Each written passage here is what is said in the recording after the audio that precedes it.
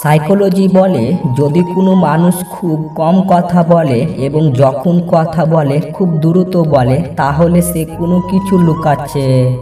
মানুষ বড়লোক হলে ভুলে যায় সেও এক সময় গরিব ছিল, চিটার হলে ভুলে যায় সেও এক সময় স্টুডেন্ট ছিল।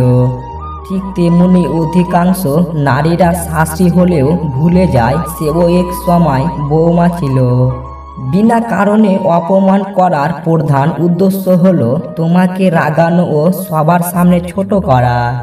কিন্তু তুমি যদি না রেগে উল্টে হাসির রিঅ্যাকশন দাও তবে অপমানকারী নিরাশ হয়ে যাবে। কিন্তু যে কথাটা সে বলেছে তা যদি সত্যি হয় তবে তা গ্রহণ করো। নিজের বুদ্ধি ও যুক্তি দিয়ে শুধু একবার ভদ্রভাবে অপমানের জবাব দাও। জীবন থেকে পাওয়া কিছু অন্ধকারের পাঠ। নাম্বার 1, যে বন্ধু আপনার পাশে থাকবে সে একই বন্ধু স্বার্থে আঘাত করলে আপনাকে পিছন থেকে ছুরি দিয়ে আঘাত করবে।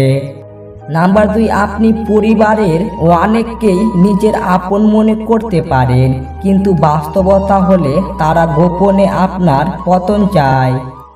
নাম্বার 3, সবাইকে অন্ধর মতো ভালোবাসবেন না, কারণ কিছু মানুষ এই ভিআইপির সার্ভিসের যোগ্য না। নাম্বার 4, নিজের উপর বিশ্বাস রাখুন, কারণ লোকেরা আপনাকে এর বিপরীতে কথা বলবে। আপনাকে জীবনের সঠিক দিক নির্দেশনা দেখানোর জন্য কেউ আপনার পক্ষে যথেষ্ট চিন্তা করবে না। নাম্বার 5, কখনোই খুব নরম হবে না, লোকেরা এই সৎ ব্যবহার করবে। আপনি কথা না বললে লোকেরা আপনাকে আদেশ করবে।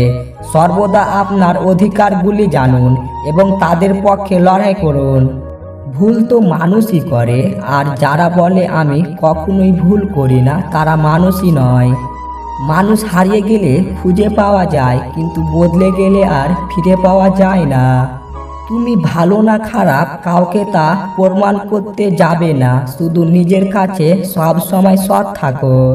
তাহলেই হবে সময় একদিন সব কিছুর উত্তর দিয়ে দেবে।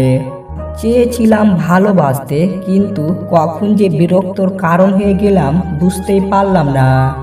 রাগ কমাতে শিখুন, কারণ এই রাগের জন্যই অনেক ভালো সম্পর্ক শেষ হয়ে যায়।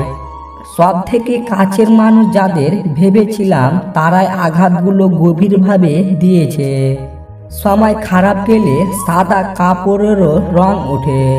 মানুষ খুব সহজে বদলে যায়, কিন্তু আপন মানুষগুলো বদলে গেলে আর আগের মতো করে ফিরে পাওয়া যায় না।